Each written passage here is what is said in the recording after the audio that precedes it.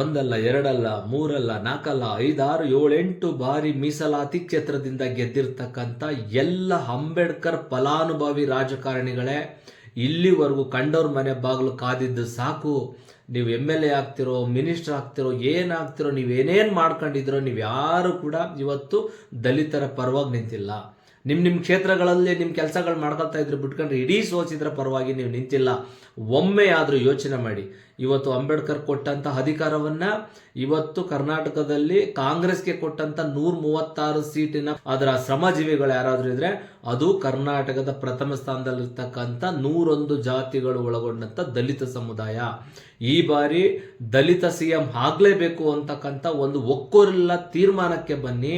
ಇಲ್ಲ ಕನಿಷ್ಠ ಪಕ್ಷ ಎಲ್ಲರೂ ಒಟ್ಟಿಗೆ ಬಂದು ದಲಿತ CM ಮಾಡಲೇಬೇಕು ಅನ್ನೋ ಒಂದು ಕೂಗನ್ನು ಹಾಕಿ ನಿಮ್ಮೆಲ್ಲ ಕೂಗಿಗೆ ಇಡೀ ಕರ್ನಾಟಕದ ಎಲ್ಲ ಶೋಷಿತ ಸಮುದಾಯಗಳು, ದಲಿತ ಸಮುದಾಯಗಳು ನಿಮ್ಮೊಟ್ಟಿಗೆ ಹೆಜ್ಜೆಯನ್ನು ಹಾಕುವಂಥ ಕೆಲಸ ಮಾಡುತ್ತೆ.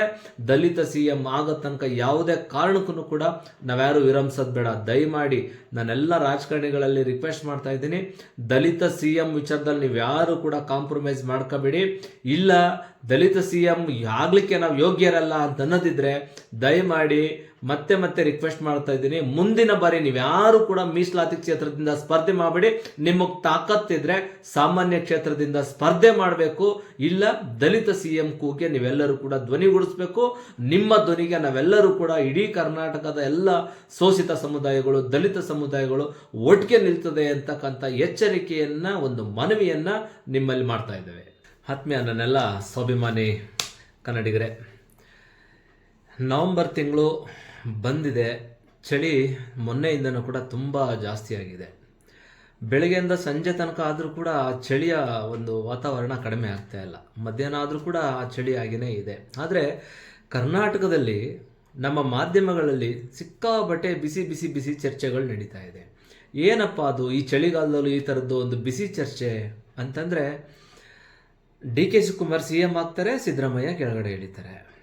DK ಶಿವಕುಮಾರ್ ಅವರು ಇಷ್ಟು ವರ್ಷಗಳ ಕಾಲ ಪಕ್ಷವನ್ನು ಕಟ್ಟಿದ್ದಾರೆ, ರಾಜ್ಯಾಧ್ಯಕ್ಷರಾಗಿದ್ದಾರೆ, ಪಕ್ಷಕ್ಕೋಸ್ಕರ ದುಡಿದಿದ್ದಾರೆ. ಹಾಗಾಗಿ ಅವರು CM ಆಗಬೇಕು. ಮತ್ತು ಈ ವಿಚಾರವಾಗಿ ಹೈಕಮಾಂಡ್ ಅವರು ತೀರ್ಮಾನ ತಗೊಳ್ತಾರೆ.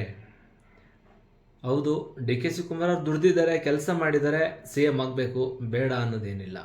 ಆದರೆ ಇವತ್ತು ಕರ್ನಾಟಕದೊಳಗಡೆ ಇಡೀ ಭಾರತದಾದ್ಯಂತ ಏನಾದರೂ ಕಾಂಗ್ರೆಸ್ ಪಕ್ಷ ಏನಾದರೂ ಅಸ್ತಿತ್ವದಲ್ಲಿದೆ ಅಂತಂದರೆ ಅದರ ಅಸ್ತಿತ್ವವನ್ನು ಉಳಿಸಿರ್ತಕ್ಕಂಥದ್ದು, ಪ್ರಥಮ ಸ್ಥಾನದಲ್ಲಿರ್ತಕ್ಕಂಥದ್ದು ಈ ದಲಿತ ಸಮುದಾಯ.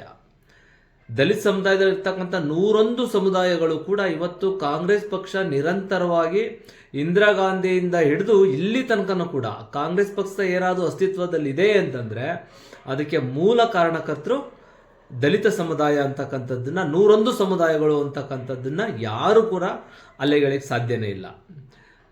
ಮಲ್ಲಿಕಾರ್ಜುನ್ ಖರ್ಗೆ ಅವರು ಅಧ್ಯಕ್ಷರಾಗಿದ್ದಂಥ ಸಂದರ್ಭದಲ್ಲಿ ಇಡೀ ರಾಜ್ಯಾದ್ಯಂತ ಪಕ್ಷವನ್ನು ಸಂಘಟನೆ ಕಟ್ಟಿ ಪಕ್ಷವನ್ನು ತುಂಬ ಜವಾಬ್ದಾರಿತ್ವವಾಗಿ ಬೆಳೆಸ್ತಂಥವರು ಮಲ್ಲಿಕಾರ್ಜುನ್ ಖರ್ಗೆ ಅವರು.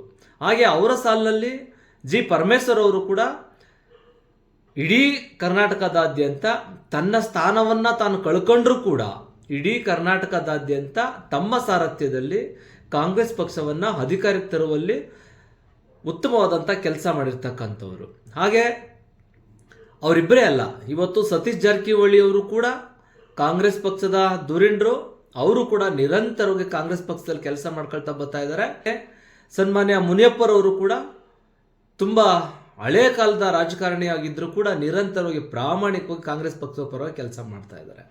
ಹಾಗೆ ನಮ್ಮ ಮೈಸೂರು ಭಾಗದ HC ಮಾದೇವಪ್ಪ ಅವರು ಕೂಡ ಸಕ್ರಿಯವಾಗಿ ಕಾಂಗ್ರೆಸ್ ಪಕ್ಷದಲ್ಲಿ ಕೆಲಸ ಮಾಡ್ಕೊಳ್ತಾ ತುಂಬ ಉತ್ಸುಕರಾಗಿ ಸಕ್ರಿಯವಾಗಿ ನಿರಂತರವಾಗಿ ಈ ಒಂದು ಖಾತೆಯನ್ನು ನಿರ್ವಹಣೆ ಮಾಡೋದ್ರ ಜೊತೆಗೆ ಕಳೆದ ಬಾರಿ ಲೋಕೋಪಯೋಗಿ ಖಾತೆಯನ್ನು ನಿರ್ವಹಣೆ ಮಾಡಿದ್ರು, ಈಗ ಸಮಾಜ ಕಲ್ಯಾಣ ನಿರ್ವಹಣೆ ಮಾಡ್ತಾ ಇದ್ದಾರೆ. ಈಗಲೂ ಕೂಡ 18 ವರ್ಷದ ಹುಡುಗನ ರೀತಿಯಲ್ಲಿ ನಿರಂತರವಾಗಿ ಕೆಲಸಗಳನ್ನ ಮಾಡ್ತಾ ಇದ್ದಾರೆ. ಇನ್ನು ಪ್ರಿಯಾಂಕಾ ಖರ್ಗೆ ಅವರು ಸತ್ಯವನ್ನ ಸತ್ಯ ಅಂತೇಳಿ ಸಮಾಜಕ್ಕೆ ತೋರ್ಪಡಿಸುವಂತ ಕೆಲಸವನ್ನ ಮಾಡ್ತಾ ಇದ್ದಾರೆ. ಕರ್ನಾಟಕದ ಫೈರ್ ಬ್ರ್ಯಾಂಡ್ ರಾಜಕಾರಣಿ ಪ್ರಿಯಾಂಕಾ ಖರ್ಗೆ ಅವರು. ಇವರೆಲ್ಲರೂ ಕೂಡ ಯಾರು ಏನು ಕಡಿಮೆ ಇಲ್ಲ. CM ಸ್ಥಾನ ಕೊಟ್ಟರು ನಿಭಾಯಿಸೋ ಕೆಪಾಸಿಟಿ ಇದೆ, ಇಷ್ಟು ಜನಕ್ಕೂ ಕೂಡ ಇದೆ. ಆದರೆ ಅಧಿಕಾರ ಅಂತಂತ ಬಂದಾಗ CM ಪಟ್ಟ ಅನ್ನೋ ವಿಚಾರ ಬಂದಾಗ ಈಗ ಹೇಗೆ ಮಾಧ್ಯಮಗಳು ಚುನಾವಣೆ ಹತ್ರ ಬರ್ತಾ ಬರ್ತಾ ಬರ್ತಾ ಮೋದಿ ಮೋದಿ ಅಂತೇಳಿ ಮಾಡದೇ ಇರೋವೆಲ್ಲವನ್ನು ಗಂಟೆಗಟ್ಟಲೆ ತೋರಿಸಿ, ಒಂದು ನಿಮಿಷದಲ್ಲಿ ತೋರಿಸೋದನ್ನ ಒಂದು ದಿನ ಎಲ್ಲ ಪೂರ್ತಿ ತೋರಿಸಿ ತೋರಿಸಿ ತೋರಿಸಿ ಅಂತಿಮವಾಗಿ ಚುನಾವಣೆಯಲ್ಲಿ ಜನಗಳೆಲ್ಲ ದಿಕ್ಕು ತಪ್ಪೋಗ್ಬೇಕು.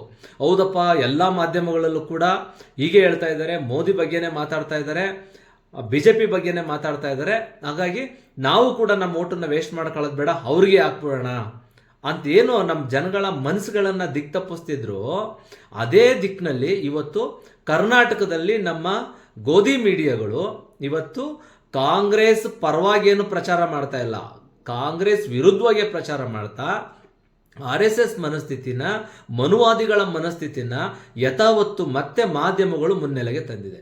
ಇವತ್ತು ಮಾಧ್ಯಮಗಳು ಎಲ್ಲಾದರೂ ನೋಡಿ ಬೇಕಾದಷ್ಟು ವಿಚಾರಗಳಿದೆ ಮಾತಾಡಲಿಕ್ಕೆ. ಇವತ್ತು ಕಾಂಗ್ರೆಸ್ ಹೈಕಮಾಂಡು CM ವಿಚಾರದಲ್ಲಿ ಪ್ರಸ್ತಾಪ ಮಾಡಿಲ್ಲ, DK ಶಿವಕುಮಾರ್ ಅವರು ಪ್ರಸ್ತಾಪ ಮಾಡಿಲ್ಲ, ಸಿದ್ದರಾಮಯ್ಯ ಅವರು ಪ್ರಸ್ತಾಪ ಮಾಡಿಲ್ಲ. ಅದನ್ನ ತೀರ್ಮಾನ ಮಾಡಲಿಕ್ಕೆ ಕ್ಯಾಬಿನೆಟ್ ಇದೆ, ಅವ್ರು ಮಾಡ್ತಾರೆ. ಶಾಸಕರ ಸಮಿತಿಗಳಿದೆ, ಶಾಸಕರಿದ್ದಾರೆ, ಅವ್ರು ಕೂತ್ಕೊಂಡು ತೀರ್ಮಾನ ಮಾಡ್ತಾರೆ ಯಾರಾಗಬೇಕು ಅಂತೇಳಿ. ಆದರೆ ಮಾಧ್ಯಮಗಳು ಯಾವ ಹಂತಕ್ಕೆ ತಗೊಂಡು ಹೋಗ್ತಾ ಇದ್ದಾರೆ ಅಂತಂದರೆ, ಪ್ರತಿದಿನ DK ಸಿದ್ದು ಅನ್ನೋ ವಿಚಾರವನ್ನು ಮುನ್ನೆಲೆಗೆ ತರ್ತಾ ಇಲ್ಲೂ ಕೂಡ ದಲಿತರನ್ನ ನಯವಂಚಕ ಕೆಲಸ ಮಾಡುವಂಥ ಕೆಲಸವನ್ನು ಈ ಮಾಧ್ಯಮಗಳು ಮಾಡ್ತಾ ಇದೆ.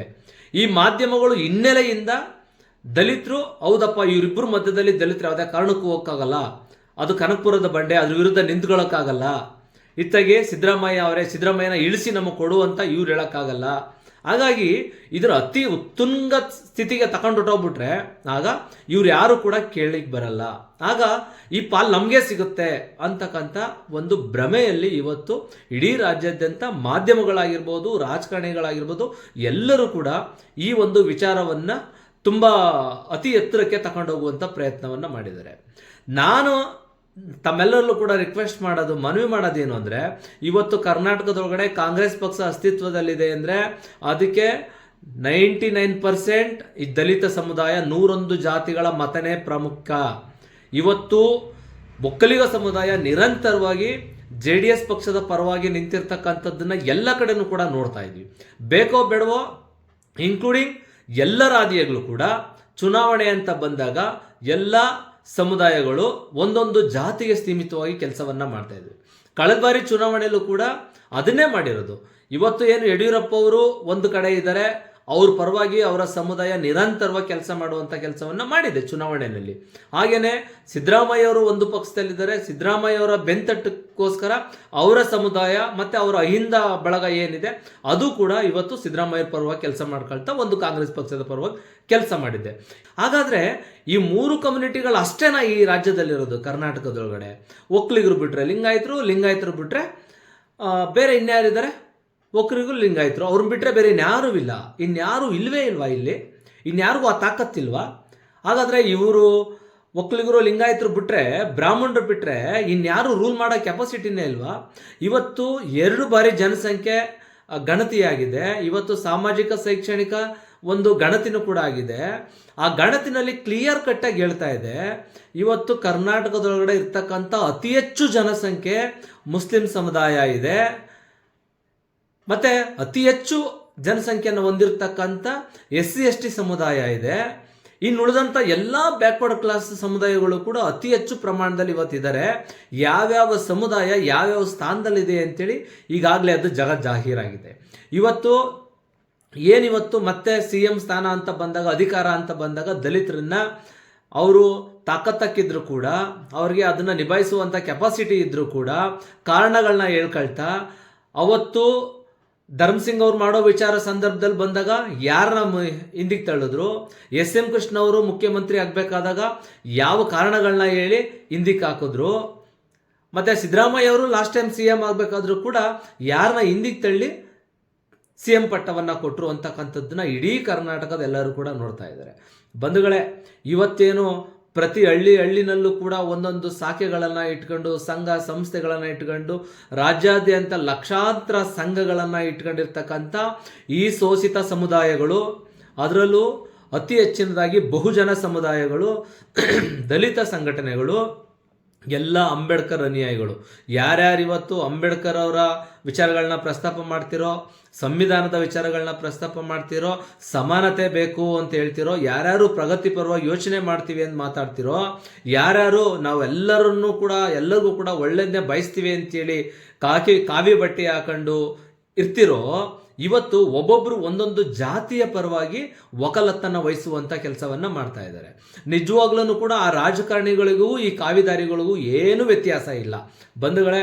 ಒಂದಂತೂ ನಾವು ತಿಳ್ಕೋಬೇಕಾದಿಷ್ಟೇ, ಅದು ಕಾವಿದಾರಿ ಆಗಿರಲಿ ಅಥವಾ ಖಾದಿದಾರಿ ಆಗಿರಲಿ, ಇವರೆಲ್ಲರೂ ಕೂಡ ಜಾತಿ ಅಂತಕ್ಕಂಥ ವಿಸರ್ಜಂತು ತಲೆ ಒಳಗಡೆ ತುಂಬ ಚೆನ್ನಾಗಿ ಕೆಲಸ ಮಾಡ್ತಾ ಇದೆ. ಅವ್ರು ಯಾವುದೇ ಕಮ್ಯುನಿಟಿ ಆಗಿರಲಿ, ಅವರು ಯಾವುದೇ ಕಾವಿ ಬಟ್ಟೆ ಹಾಕೊಂಡಿರಲಿ, ಯಾವುದೇ ಖಾದಿ ಬಟ್ಟೆ ಹಾಕೊಂಡಿರಲಿ, ಅಲ್ಟಿಮೇಟ್ ಅವ್ರ ತಲೆ ಒಳಗಡೆ ಏನಾದರೂ ಮಾಸ್ಟರ್ ಕೀ ಸಿಗಬೇಕು ಅಂತಂದರೆ, ಅಧಿಕಾರ ಬತ್ತು ಅಂತಂದರೆ ಅವರ ಜಾತಿಯನ್ನ ತರುವಂಥ ಪ್ರಾಮಾಣಿಕ ಪ್ರಯತ್ನವನ್ನು ಮಾಡ್ತಾರೆ. ಹೇಗೆ ಮಾಡ್ತಾರೆ ಅಂತಂದರೆ, ಅವ್ರು ಯಾವುದಾದ್ರೂ ಪಕ್ಷದಲ್ಲಿರಲಿ, ಆದರೆ ಅವರ ಜಾತಿಯವರು ಅಧಿಕಾರದಲ್ಲಿರಬೇಕು. ಇದು ಪ್ರತಿಯೊಂದು ಜಾತಿನೂ ಕೂಡ ಚರ್ಚೆ ಮಾಡಬೇಕು ಆ್ಯಕ್ಚುಲಿ. ಹೌದು, ಯಾವುದೋ ಒಂದು ಸಮುದಾಯ ನನ್ನ ಸಮುದಾಯನೇ ಕೊನೆ ತನಕನೂ ರೂಲಿಂಗಲ್ಲಿ ಇರಬೇಕು. ಇವತ್ತು ಹಲವಾರು ಮುಖ್ಯಮಂತ್ರಿಗಳು ಲಿಂಗಾಯತ ಸಮುದಾಯದಲ್ಲಾಗಿದ್ದಾರೆ, ಒಕ್ಕಲಿಗ ಸಮುದಾಯದಲ್ಲಾಗಿದ್ದಾರೆ, ಹಾಗೆ ನಮ್ಮ ಸವಿತಾ ಸಮಾಜದಲ್ಲಾಗಿರ್ಬೋದು, ಇನ್ನಿತರೆ ಸಣ್ಣ ಪುಟ್ಟ ಸಮುದಾಯಗಳಲ್ಲೂ ಕೂಡ ಮುಖ್ಯಮಂತ್ರಿ ಸ್ಥಾನವನ್ನು ಅಲಂಕರಿಸಿದ್ದಾರೆ. ಆದರೆ ಇವತ್ತು ಅತಿ ಹೆಚ್ಚು ಜನಸಂಖ್ಯೆಯನ್ನು ಹೊಂದಿರತಕ್ಕಂಥ ಶೋಷಿತ ಸಮುದಾಯಗಳು, ಅದರಲ್ಲೂ ಪರ್ಟಿಕ್ಯುಲರ್ ಆಗಿ ದಲಿತ ಸಮುದಾಯಗಳು ಏನಿವತ್ತು ಕರ್ನಾಟಕದಲ್ಲಿ ಅತಿ ಹೆಚ್ಚು ಜನಸಂಖ್ಯೆಯಲ್ಲಿದ್ದಾರೆ. ಇವತ್ತು 136 ಸೀಟ್ ಬರಲಿಕ್ಕೆ ಯಾವ್ಯಾವ ಸಂಘಗಳು ಸಂಘಟನೆಗಳು ಎಲ್ಲೆಲ್ಲಿ ಕೆಲಸ ಮಾಡಿದ್ದೇವೆ ಅಂತಕ್ಕಂಥದ್ದು ಕಾಂಗ್ರೆಸ್ ಪಕ್ಷದ ಹೈಕಮಾಂಡ್ಗೂ ಕೂಡ ಗೊತ್ತಿದೆ. ಗಲ್ಲಿ ಗಲ್ಲಿಯಿಂದನೂ ಕೂಡ ಎಲ್ಲ ಸಂಘ ಸಂಸ್ಥೆಗಳು ಕೂಡ ಒಟ್ಟಾರೆ ನಿಂತಿದ್ದು ಇಷ್ಟೇ, ಕೋಮುವಾದ ಸೈಡ್ಗೆ ಹೋಗ್ಬೇಕು, ಸಂವಿಧಾನ ಉಳಿಬೇಕು ಅಂತ. ಸಂವಿಧಾನ ಏನು ಹೇಳುತ್ತೆ, ಸಂವಿಧಾನ ಹೇಳೋದನ್ನ ನೀವು ಪಾಲಿಸೋಕ್ಕಾಗಲಿಲ್ಲ ಅಂದಮೇಲೆ ಮತ್ತೆ ನಿಮಗೆ ಸಂವಿಧಾನದ ಬಗ್ಗೆ ಮಾತಾಡಲಿಕ್ಕೆ ನಿಜವಾಗ್ಲೂ ನೈತಿಕತೆ ಇಲ್ಲ. ದಯಮಾಡಿ ಇವತ್ತೇನು ಮುಖ್ಯಮಂತ್ರಿಗಳ ಕುರ್ಚಿ ವಿಚಾರದಲ್ಲಿ ಮಾತಾಡ್ತಾ ಇದ್ದೀರೋ, ಈ ಕುರ್ಚಿ ವಿಚಾರದಲ್ಲಿ ನಿಜವಾಗ್ಲೂ ಅವತ್ತು ಪೂನಾ ಒಪ್ಪಂದ ಆದಂಥ ಸಂದರ್ಭದಲ್ಲಿ ಅಂಬೇಡ್ಕರ್ ಅವರು ಮಾತಾಡ್ತಾ ಹೇಳಿದ್ರು, ಕಾಂಗ್ರೆಸ್ ಉರಿಯುವ ಮನೆ, ಉರಿಯುವ ಬೆಂಕಿ ಇದ್ದಂಗೆ ಅಂತೇಳಿ. ಅದಾದ ನಂತರ ಕೆಲವು ಬದಲಾವಣೆಗಳ ನಂತರ ಈಗ ನಮ್ಮ ಒಂದಷ್ಟು ಮುಖಂಡರುಗಳು ಹೇಳ್ತಾ ಇದ್ರು, ಆಗಿನ ಕಾಂಗ್ರೆಸ್ಸೇ ಬೇರೆ, ಈಗಿನ ಕಾಂಗ್ರೆಸ್ಸೇ ಬೇರೆ. ಆಗ ಆ ಸಂದರ್ಭ ಇದ್ದದ್ದು ಆಗಿತ್ತು, ಆದರೆ ಈಗ ಪ್ರಗತಿ ಪರವಾಗಿ ನಾವೆಲ್ಲರೂ ಕೂಡ ಯೋಚನೆ ಮಾಡ್ತಾ ಇದ್ದೀವಿ, ನಾವೆಲ್ಲರೂ ಕೂಡ ಶೋಷಿತರ ಪರವಾಗಿ ಕೆಲಸ ಮಾಡ್ತಾ ಇದ್ದೀವಿ, ನಾವೆಲ್ಲ ಅಹಿಂದದ ಪರವಾಗಿ ಕೆಲಸ ಮಾಡ್ತಾ ಇದ್ದೀವಿ. ದಲಿತರ ರಕ್ಷಣೆ ಅಂತ ಏನಾದರೂ ಇದ್ರೆ ಅದು ಕಾಂಗ್ರೆಸ್ ಪಕ್ಷದಿಂದ ಮಾತ್ರ ಸಾಧ್ಯ ಅಂತ ಹೇಳ್ತಾ ಇದ್ದೀರಲ್ಲ, ನಾವು ನಿಮ್ಮ ಮಾತುಗಳನ್ನು ಅಕ್ಷರಶಃ ಒಪ್ತೀವಿ. ಆದರೆ ಬರೀ ಅದು ಭಾಷಣಕ್ಕೆ ಮಾತ್ರ ಸೀಮಿತ ಆಗಬಾರ್ದು. ಅಧಿಕಾರ ಬಂದಾಗ ನೀವು ಅದನ್ನ ದೂರ ಇರಿಸಿ, ಇನ್ನು ಉಳಿಕೆ ಎಲ್ಲ ವೇದಿಕೆಗಳಲ್ಲೂ ಭಾಷಣ ಮಾಡೋದು, ಕಾರ್ಯಕ್ರಮಗಳಲ್ಲಿ ಭಾಷಣ ಮಾಡೋದು, ಅಡ್ವರ್ಟೈಸ್ಮೆಂಟ್ ಕೊಡೋದು, ಚುನಾವಣಾ ಪ್ರಚಾರ ಮಾಡೋದು, ಎಲ್ಲದರಲ್ಲೂ ಮಾಡಿ ಅಧಿಕಾರ ಅನ್ನೋ ವಿಚಾರ ಬಂದಾಗ ನೀವು ಮತ್ತೆ ಎಗೇನ್ ಅದೇ ಮನುವಾದಿ ಮನಸ್ಥಿತಿಯ ಒಂದು ರೂಪವನ್ನು ತಾಳ್ತಕ್ಕಂಥದ್ದು ಇದೆಯಲ್ಲ, ಇದು ನಿಜವಾಗ್ಲೂ ಅವತ್ತಿನ ಕಾಲದ ಪೂನಾ ಒಡಂಬಡಿಕೆಗಿಂತ ಇದು ನಿಜವಾಗ್ಲೂ ಅತಿ ಕ್ರೂರವಾದಂಥ ಮನಸ್ಥಿತಿ.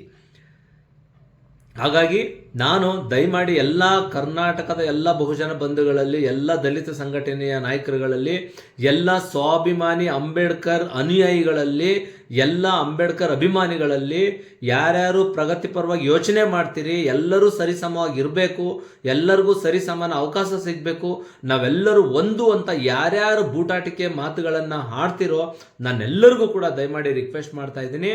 ಇವತ್ತೇನಾದರೂ ಸ್ವಾಭಿಮಾನ ಅನ್ನೋದಿದ್ರೆ, ಗೌರವ ಅನ್ನೋದಿದ್ರೆ, ಇವತ್ತು 2.5 ವರ್ಷ ಅಧಿಕಾರ ಅಂತ ಹೇಳ್ತಾ ಇದ್ದೀರಲ್ಲ, 2.5 ವರ್ಷ ಅಲ್ಲ, ಕರ್ನಾಟಕ ಏಕೀಕರಣ ಆದ ನಂತರ ಆದಂಥ ಎಲ್ಲ ಮುಖ್ಯಮಂತ್ರಿಗಳಿಗಿಂತನೂ ಅತಿ ಹೆಚ್ಚು ಸಾಮರ್ಥ್ಯ ಉಳ್ಳಂಥ ನಮ್ಮ ಸಮುದಾಯದ ನಾಯಕರುಗಳಿದ್ದಾರೆ.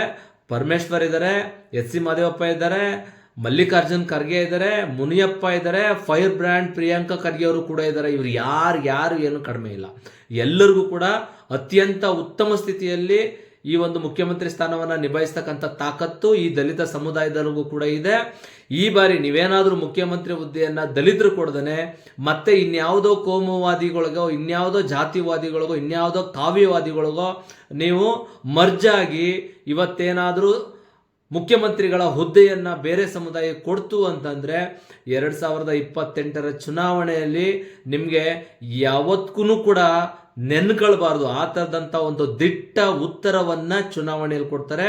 ಇನ್ನು ಮುಂದಿನ ದಿನಗಳಲ್ಲಿ ತಾಲೂಕ್ ಪಂಚಾಯತಿ ಬರ್ತಾ ಇದೆ, ಜಿಲ್ಲಾ ಪಂಚಾಯತಿ ಬರ್ತಾ ಇದೆ, ಮತ್ತೆ ನಗರ ಪಾಲಿಕೆಗಳು ಬರ್ತಾ ಇದೆ. ಈ ಎಲ್ಲ ಚುನಾವಣೆಗಳಲ್ಲೂ ಕೂಡ ಕಡಾಖಂಡಿತವಾಗಿ ಎಲ್ಲ ಶೋಷಿತ ಸಮುದಾಯಗಳು ಕೂಡ ಇವತ್ತು ಯಾರು ಈ ಒಂದು ದಲಿತ ಸಮುದಾಯಕ್ಕೆ ಅಧಿಕಾರವನ್ನ ಕೊಡೋ ಸಂದರ್ಭದಲ್ಲಿ ದಲಿತರನ್ನ ಸೈಡ್ಗಿಟ್ಟು ಮೇಲ್ಜಾತಿ ಅಂತ ಅನ್ಕೊಂಡು ಅಥವಾ ಮೇಲ್ವರ್ಗ ಅಂತ ಅನ್ಕೊಳ್ತು, ಇಲ್ಲ ನಾನೇ ಅಹಿಂದದ ನಾಯಕ ಅಂತ ಹೇಳ್ಕೊಂಡು ಎಲ್ಲ ಕಂಡವ್ರ ಮನೆಯವ್ರನ್ನೇ ನಾಯಕ ನಾಯಕ ನಾಯಕ ಅಂತ ನಾವು ಮಾಡ್ಕೊಳ್ತಾ ಕೂತ್ಕೊಂಡ್ರೆ ನಾವೇನ್ ಮಾಡಬೇಕು? ನಮಗೂ ಆ ನಾಯಕ ಸ್ಥಾನವನ್ನು ನಿಭಾಯಿಸುವಂಥ ತಾಕತ್ತಿದೆ. ನಮಗೆ ನಾವೇ ನಾಯಕರು. ನಿಮ್ಮೆಲ್ಲರನ್ನು ರೂಲ್ ಮಾಡ್ತಕ್ಕಂಥ ಪವರು, ಆ ತಾಕತ್ತು ನಮ್ಮವ್ರಿಗೂ ಕೂಡ ಇದೆ. ನಮ್ಮ ನಾಯಕರು ಬೇರೆಯವರಾಗೋದು ಬೇಡ. ಕಂಡೋರ್ ಮನೆಯವ್ರನ್ನ ತಗೊಬಂದು ನಾಯಕರು ಮಾಡ್ಕೊಳ್ಳೋ ಅವಶ್ಯಕತೆ ಇಲ್ಲ. ಈ ಶೋಷಿತ ಸಮುದಾಯಗಳಲ್ಲಿ ಇವತ್ತೇನು ಸಿದ್ದರಾಮಯ್ಯನವರು ಈ ಅಹಿಂದ ವರ್ಗದ ನಾಯಕರು ಅಂತೇಳಿ ಬಿಂಬಿಸ್ಕೊಂಡು ಇವತ್ತು ಅಧಿಕಾರವನ್ನು ಅನುಭವಿಸಿದ್ದಾರೆ, ಅಹಿಂದ ಸರ್ಕಾರವನ್ನ ಮಾಡಿದ್ದಾರೆ. ಎಲ್ಲರಿಗೂ ಕೂಡ ಸಾಧ್ಯವಾದಷ್ಟು ನ್ಯಾಯವನ್ನ ಕೊಟ್ಟಿದ್ದಾರೆ, ಪರಿಪೂರ್ಣ ಕೊಡೋಕ್ಕಾಗಲಿಲ್ಲ. ನಿಜವಾಗ್ಲೂ ಈ ಶೋಷಿತ ಸಮುದಾಯಗಳ ಬಗ್ಗೆ, ಈ ದಲಿತ ಸಮುದಾಯಗಳ ಬಗ್ಗೆ ಕೃತಜ್ಞತೆ ಇದ್ರೆ, ಅವರ ಋಣ ಏನಾದರೂ ನಮ್ಮೆಲ್ಲ ರಾಜಕಾರಣಿಗಳಿಗೂ ಕೂಡ ಎಲ್ಲ ಸಮುದಾಯದವ್ರಿಗೂ ಇದ್ರೆ ದಯಮಾಡಿ ಈ ಬಾರಿ ಅತ್ಯಂತ ಹಿರಿಯ ಮುತ್ಸದಿ ರಾಜಕಾರಣಿ ಪ್ರಶ್ನಾತೀತ ನಾಯಕರಾದಂಥ ಮಲ್ಲಿಕಾರ್ಜುನ್ ಖರ್ಗೆ ಅವರಿದ್ದಾರೆ, ಅವ್ರನ್ನ CM ಹುದ್ದೆಗೆ ಮಾಡಿ, ಇಲ್ಲ ಅವ್ರಿಗಿಂತ ಕಿರಿಯವರಾದಂಥ ಜಿ ಪರಮೇಶ್ವರ್ ಅವರು ತುಂಬ ಯಶಸ್ವಿಯಾಗಿ ಎಲ್ಲ ಖಾತೆಗಳನ್ನು ಇದುವರೆಗೂ ನಿಭಾಯಿಸ್ಕೊಳ್ತಾ ಬಂದಿದ್ದಾರೆ. ಹಾಗೆ ಮುನಿಯಪ್ಪ ಅವರಿದ್ದಾರೆ. ಹಾಗೆ ಅತ್ಯಂತ ಕ್ರಿಯಾಶೀಲ ಸಚಿವರಾದಂಥ HC ಮಾದೇವಪ್ಪರು ಕೂಡ ಇವತ್ತು ನಿರಂತರವಾಗಿ ಕೆಲಸಗಳನ್ನ ಮಾಡ್ಕೊಳ್ತಾ ತುಂಬ ಆಕ್ಟಿವ್ ಆಗಿ ಕೆಲಸ ಮಾಡ್ತಾ ಇದ್ದಾರೆ.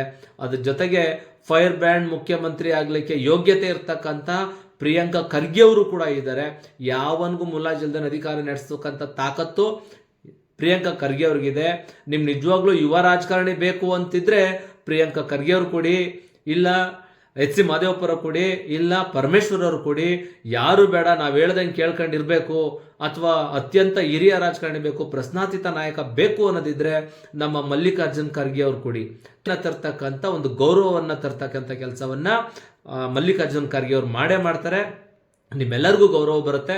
ಮತ್ತೆ ಈ ಸಮುದಾಯದಲ್ಲಿ ಒಬ್ಬ ಮುಖ್ಯಮಂತ್ರಿ ಆಗ್ಲೇಬೇಕು ಅಂತಕ್ಕಂಥ ಒತ್ತಾಯವನ್ನ ನಾನು ಒತ್ತಾಯ ಮಾಡ್ತಾ ಇದ್ದೇನೆ. ಇದು ನನ್ನೊಬ್ಬನ ವಿಚಾರ ಅಲ್ಲ, ಕರ್ನಾಟಕದ ಪ್ರತಿಯೊಬ್ಬ ಶೋಷಿತ ಸಮುದಾಯದ, ದಲಿತ ಸಮುದಾಯದ ಪ್ರತಿಯೊಬ್ಬರ ಬೇಡಿಕೆ ಇಷ್ಟೇ, ದಲಿತ CM ಆಗಬೇಕು ಅಂತಕ್ಕಂಥದ್ದು. ಈ ವಿಚಾರದಲ್ಲಿ ಬಂಧುಗಳೇ, ನನ್ನೆಲ್ಲ ಸಂಘಟನಾ ಬಂಧುಗಳೇ, ಪ್ರತಿಯೊಬ್ಬರು ಕೂಡ ನಮ್ಮೆಲ್ಲ ಇಗೋಗಳನ್ನು ಬಿಟ್ಟು, ಅವನ ಆ ಪಕ್ಷ ಈ ಪಕ್ಷ ಅನ್ನೋದನ್ನು ಬಿಟ್ಟು, ಈ ಬಾರಿ ಮುಖ್ಯಮಂತ್ರಿ ಅಂತ ಏನಾದರೂ ಬದಲಾವಣೆ ಆಗೋದಿದ್ರೆ ಅದು ದಲಿತರ CM ಆಗಬೇಕು ಅಂತಕ್ಕಂಥ ಒಂದು ಒಕ್ಕೊರಲ ಕೂಗನ್ನ ನಾವೆಲ್ಲರೂ ಕೂಗ್ತಕ್ಕಂಥ ಅನಿವಾರ್ಯ ಸಂದರ್ಭ ಬಂದಿದೆ. ನಾವು ಶಬ್ದವನ್ನ ಮಾಡಲಿಲ್ಲ ಅಂತಂದ್ರೆ, ನಮ್ಮ ದಲಿತ ನಾಯಕರುಗಳು ಕರೆ ಕೊಡೋ ತನಕ ನಾವೇನಾದ್ರೂ ಕೂತ್ಕೊಂಡಿದ್ರೆ ನಿಜವಾಗ್ಲೂ ಈ ಜನ್ಮದಲ್ಲಿ ನಾವು CM ಆಗ್ಲಿಕ್ಕೆ ಸಾಧ್ಯ ಇಲ್ಲ.